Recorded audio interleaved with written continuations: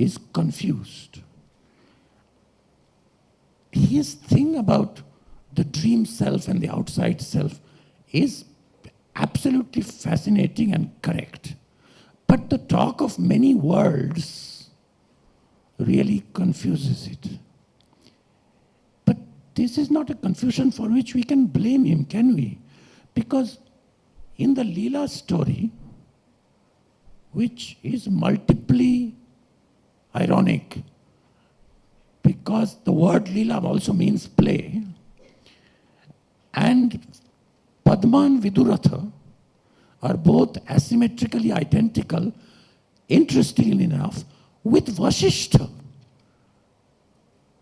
who is a character, Vasishtha and Arundhati, but who is a namesake of the author of the entire text.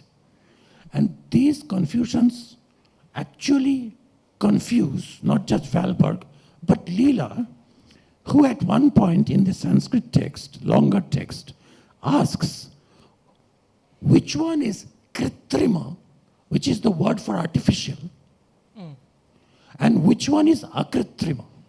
I mean, she's having a little bit of envy of the second Leela, because her Padma is dead. She's just nursing the dead body. And second Leela's Padma, Viduratha, is alive. And Saraswati gives this answer, which I think should be almost the epigraph for your paper or chapter or book. Saraswati says, she doesn't reject the distinction. She says, can you define for me what is artificial and what is real? And it seems that Yoga Vasishta's view is that this cannot be clearly distinguished, which is not to be identified and not idealism. I think you are, overall I'm agreeing. But I don't think that without a notion of non-symmetric or asymmetric identity and without embracing some level of analytical unclarity, we can fully solve the puzzle. Yeah, thanks for those extremely helpful remarks. But KCB, for those of you who don't know, is Krishna Chandra Bhattacharya. You're referring to his Subject as Freedom, where he discusses the logic of the first person in great detail. And yes, I think it's the principal identity that has to be rejected is transitivity, right?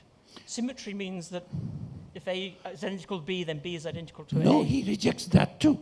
He rejects symmetry. So Vishnu, Rama is Vishnu, identical. Yeah. But Vishnu is not Rama. He rejects symmetry. Yeah. Wow. I mean, if it was literally descending on earth, then Vishnu's Vaikuntha will be vacant when Rama is playing around. But he's just, Vishnu is not, never becomes Rama. Which is exactly what you have in the case of heteronymic identity. Because Cairo is a heteronym of Pessoa. Yeah. Pessoa is not a heteronym of Cairo. So it's exactly right. I'm with you. Yeah. Who'd like to ask the next question? You.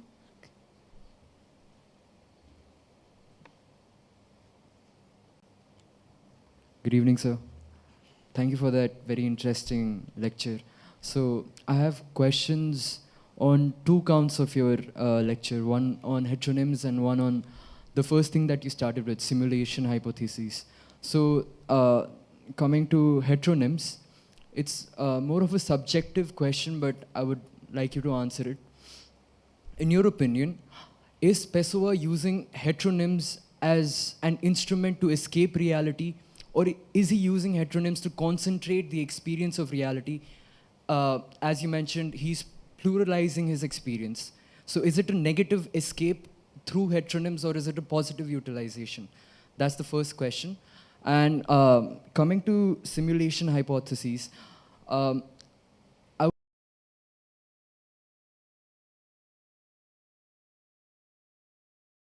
related objects. This, I think, stems from the fact that simulated minds have an inherent capacity to exert impact on the real world, while simulated objects have the same capacity but through extension. So, in my opinion, there should be a dichotomy between simulated minds and simulated objects. What is your opinion on that? Thank you. Yeah, thank you. As far as your first question, I called my talk Reality Enriched, precisely to put some distance with the idea that it's an escape from reality. It's actually a model for the enrichment of reality, and it does so by basically breaking with the Abrahamic notion that we each just have one single substantive self, Cartesian self, as it's sometimes called. But so rather that, although it tends to go unnoticed, we actually have the capacity to live a plurality of lives simultaneously. So the very act of living, or the very nature of what it is to be a human subject, is much richer than we normally assume it to be. So Pessoa is making a discovery about the very nature of the human subject. It's not simply, that he has some remarkable, just as the cogito is a first-person thought experiment that any of us can perform. It wasn't something that Descartes alone performed in his study with his piece of wax. It's supposed to be a thought experiment that each of us can perform for ourselves. The same thing is true of the Pessoan flights of the imagination. So it's a form of enrichment of reality. The second point, it seemed that what you were saying was that simulated minds have a kind of causal efficacy that simulated objects don't have. That seemed to be what you were saying, which is quite a surprising claim, because most people would probably say the opposite. They would say that it was the other way around. So I'd ask you to elaborate slightly. What is the causal efficacy that simulated minds have that simulated objects don't have? Yes, sir. So, clarifying further on that, reality with regard to this question is the attribute to exert impact on the physical world. That is, you pointed out how there's a simulated world and there's a physical world. So, with regard to this, I think a simulated mind has an inherent tendency, holds the inherent ability to impact the physical world, while a simulated object has to do so through the extension of the simulated mind. How does the former take place? The former takes place because there can be straightaway mediation between the physical mind and the simulated mind. While if I as a person were to utilize a simulated object, it would have to go from my physical mind to my simulated mind and then to the simulated object. And so I think there is an extension. All right, so the causal relation is less direct in the one case than the other, but we're quite used to the idea of indirect causal relations. I flick the switch, that causes electrons to flow through the wire, that turns the light on. So the causal relation is a chain, it's a causal chain. The fact that there's a causal chain involved doesn't make it any less real, a form of causal impact, or not. So, but isn't it diluted? Is exert impact diluted? And so hence the dichotomy. Well,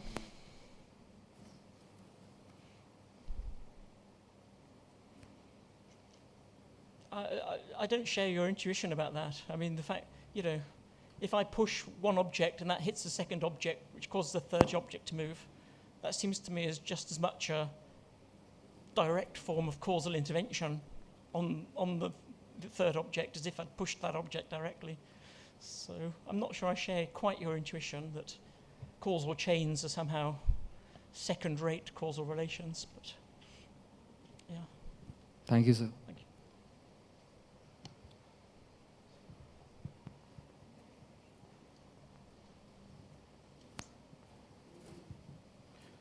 you. Yeah, my question is that when we do simulation, like under the functionalist paradigm, so one is that there's a natural, real biological brain and it has experiences, which is supported by neurobiology.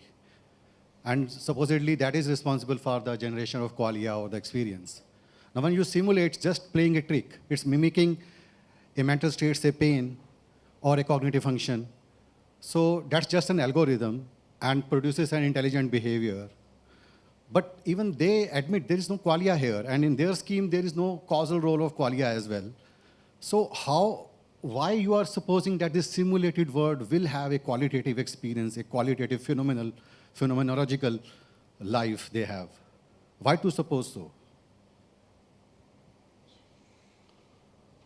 Well, whether the field of experience is metaphysically grounded in the physical brain. Can you please speak a bit louder? Yes.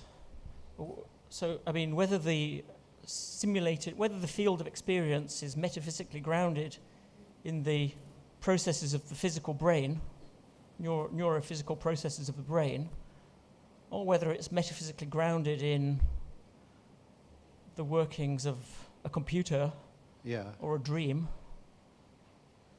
doesn't have any consequence for whether that experience in dream it's different. In dream it's the brain which is dreaming, having neurobiology underlying it.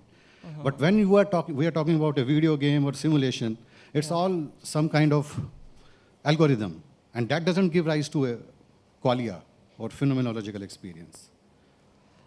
Well, I would say why not? I mean, you've made an assertion that qualia, the presence of qualia is restricted to having a physical substratum as opposed to a computer. But I mean, why is that? Why should that be the case? In principle, it is accepted by functionalists and computationalist people that there is no qualia there. I can use Searle's argument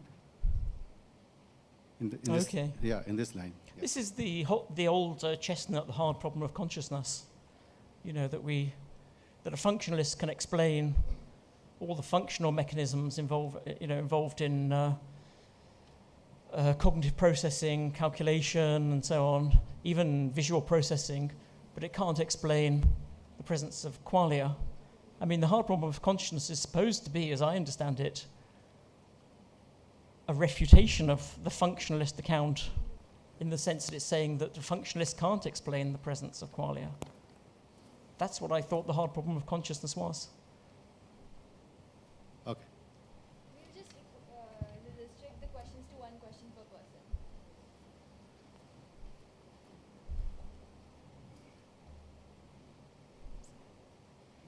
So I think when we discuss about this qualia, I mean, I'm from a very traditional, early modern philosophical perspective. And the secondary qualia, I mean, are they real? I mean, if I ask the secondary quality, like how Locke present that as compared to the primary quality, so that within philosophy itself, if there is a conflict between the real and virtual quality. But then your interesting talk that reminds me of certain films, for example. I ask myself whether there's a contextuality in all this. For example, when I dream, I'm not awake, I'm dreaming. So in that context, my dreams are real. So why not? Yeah, so I'm not conscious or I'm not awake. So just reminded me of two films. One is two masters, like one is Wild Strawberries, the film using the flashback. You know, in a film, the flashback is shown as scenes which are real in a filmic way. But in the narration, it's not real. But in Wild Strawberries, Bergman uses this maybe for the first time, the protagonist, the old Isaac Borg, meeting the young Sarah from his past.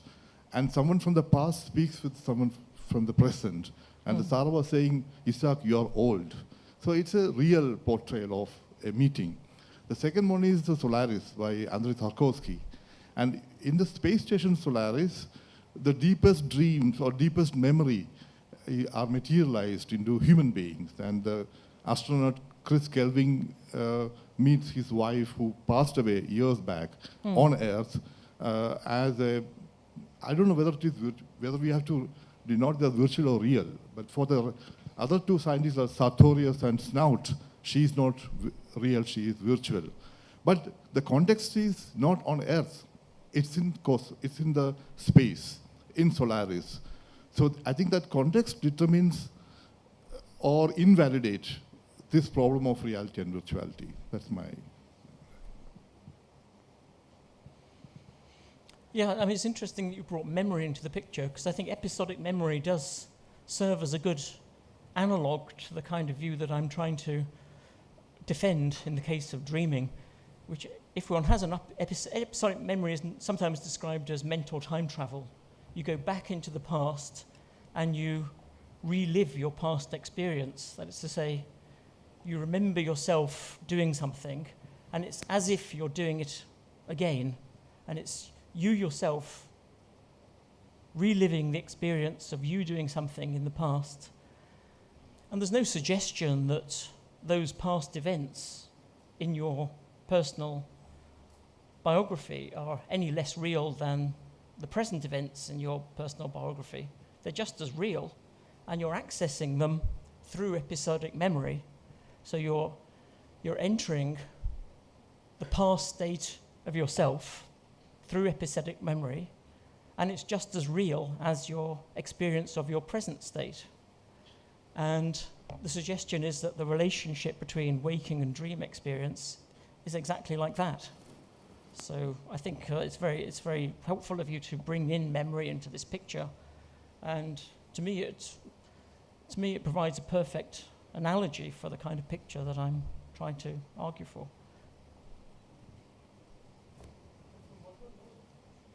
I think that somebody is chairing. Yeah. Yeah, I mean, that's not what I really wanted to say, but memory is often deceptive, and as you grow older, you tell stories about the past, and you get all the details wrong, and your memory, and similarly, your awareness of the present may also be completely flawed. I mean, you're living in real time, but you're missing the point. You misread somebody's expression. You don't actually understand the irony in what he is saying. So that our own sense of what's going on may be also undermined. But that's only to respond to what Babu said. I just want to ask a naive and simple question. In the case of Pessoa and his multiple personalities, don't we all, in a sense, have multiple personalities? And some people actually live out, completely different sides of themselves. In the Dylan song, when he comes home, he's a family man. But outside, he may be a murderer and a thief or something like that. So, I mean, Pessoa is more creative. He may be also a bit deranged, and he writes perhaps to relieve himself, and he creates these multiple personalities. So what is the difference between him and, Walter Mitty, who's also unrealistically dreaming of himself as a hero in multiple scenarios? Good, yeah, thanks. As far as the first one is concerned, we have to distinguish between fallibilism and pan-illusionism. It's one thing to claim that the perceptual experience is fallible, that we can sometimes be misled by the senses. The memory is fallible, and we can sometimes make mistakes with respect to our memories. Between that fallibilist claim and the pan-illusionist claim that the whole thing is just one big illusion, that, the fact that your memory is sometimes unreliable doesn't mean that everything you remember is just one big fiction that you've constructed. So I'm perfectly happy to accept that experience is fallible, but we shouldn't slide from that into some kind of pan-illusionism. That's the old thorny argument from illusion, isn't it? And as far as the second one goes, but that's exactly what I want to say. I want to say that there's nothing very special about Pessoa. He's articulated a fundamental insight into the nature of the human condition. There's nothing special about him. He's just particularly brilliant at drawing our attention to it. There is need for a further explanation is why we overlook this fact about ourselves, why we the Buddhists are very good about this, why we're so addicted to this view that we just have a single identity. You know, the Buddhists go the one way, which is to say, okay, the idea of a single substantial identity is a mistaken one, and they say, well, there's no such thing as an identity. Pessoa goes to the other way and says there are many, there's a plurality of identities. So they start with the same premise, but they draw completely opposite conclusions. And I take this to be a discovery about the nature of the human condition, not an eccentric quirk about the inner world of a single Portuguese poet.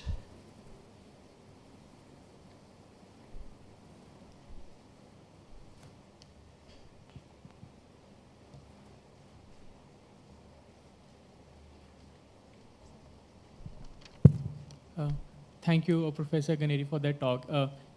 In fact, I wanted to ask a question on episodic memories only, but you have mentioned, I know.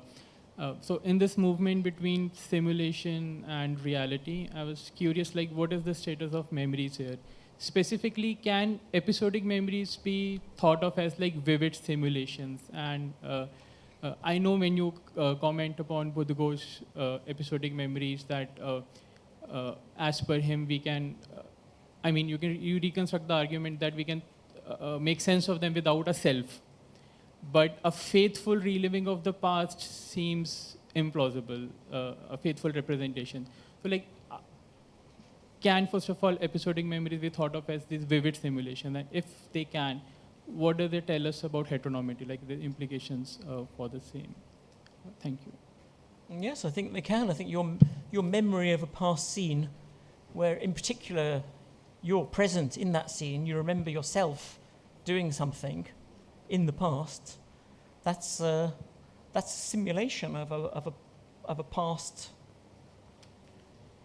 scene involving yourself. So it has the heteronymic you present as an immersed subject within the scene, and it has a simulation in the sense it's a constructed field of experience which is no longer perceptually given. It's not perceptually given. It's created through memory rather than through direct perception. So it's a simulated scene with an immersed virtual subject of experience, namely yourself. Yeah. We just have time for 2 more questions. Who wants to ask a question? Okay, we'll just take this. 2 more questions, yeah. Hi, thank you for the lecture, sir. My question is in regard to the conundrum of second Leela.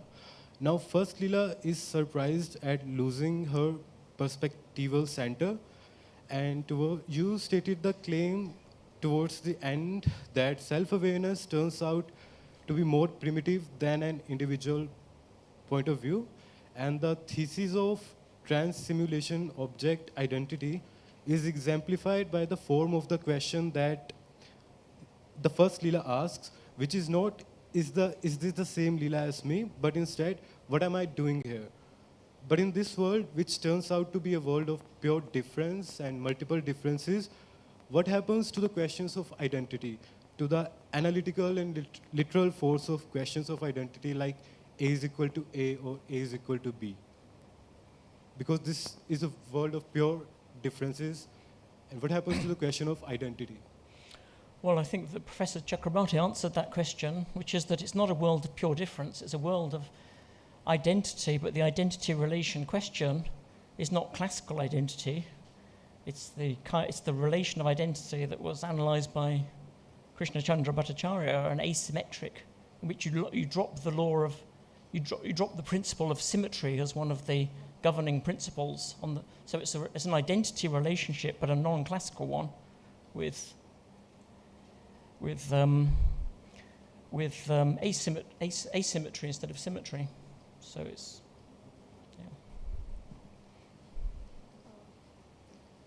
Last. Thank you very much for the talk.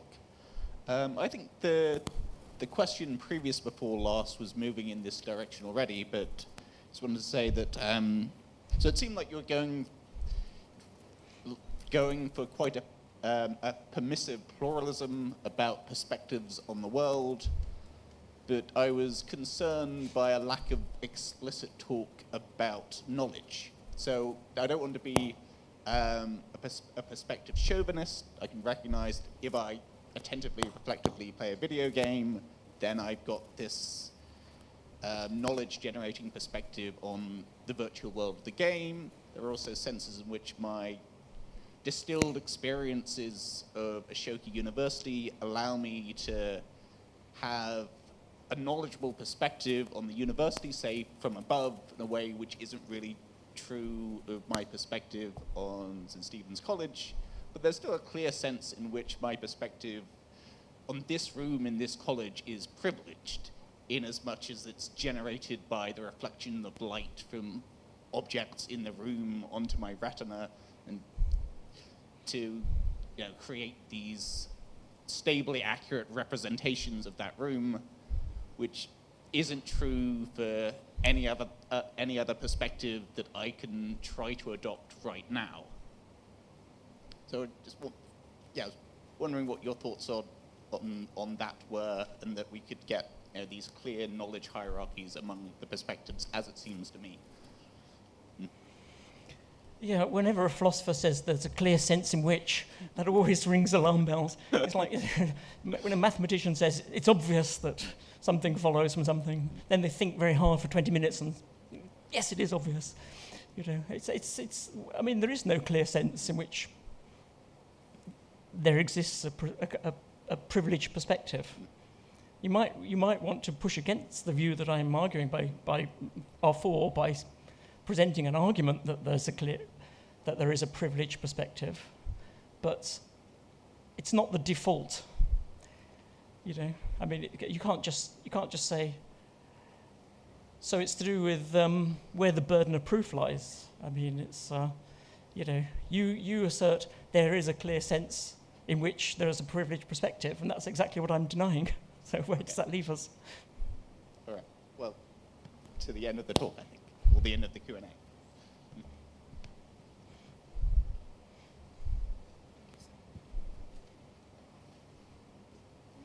Oh, thank you. I'll just invite Harsha to give the vote of thanks.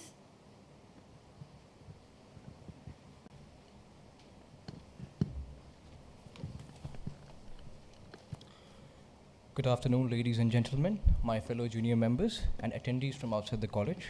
I am Harshad Bhagat, the General Secretary of the Philosophical Society of St. Stephen's College, and it is my privilege to deliver the vote of thanks for today's event. First and foremost, I would like to extend our deepest gratitude to our distinguished guest, Professor Janardhan Ganeri. Sir, your enlightening talk has offered us profound insights, especially when talking about the complexities of self, consciousness, and our other broader philosophical pursuits. We are immensely grateful to you for sharing your valuable perspectives with us.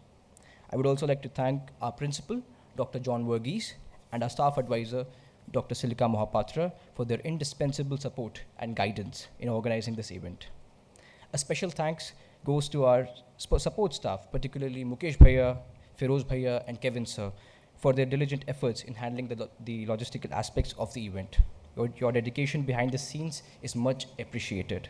Finally, I wish to extend my appreciation to all of you, the audience, fellow students, and esteemed guests from outside the college. Your presence and engagement have truly enriched today's proceedings. It brings to the mind the philosophical idea of the self. In its quest for understanding, it is always in relation to others, a concept that resonates with all of us as we gather here today to explore such questions together. Before we conclude, I would like to invite Dr. Vijay Tankha, our beloved teacher and former HOD of the Department of Philosophy, St. Stephen's College, and Vanisa Sharma, President of the Philosophical Society of St. Stephen's College, to the stage to felicitate our distinguished speaker, Janardhan Ganeri.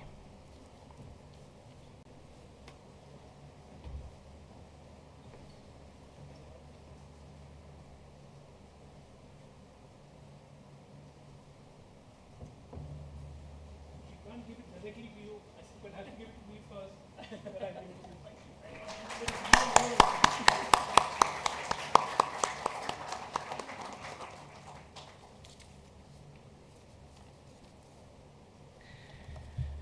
With that, I now invite all of you to proceed to the mess lounge located towards your right for refreshments. Thank you very much.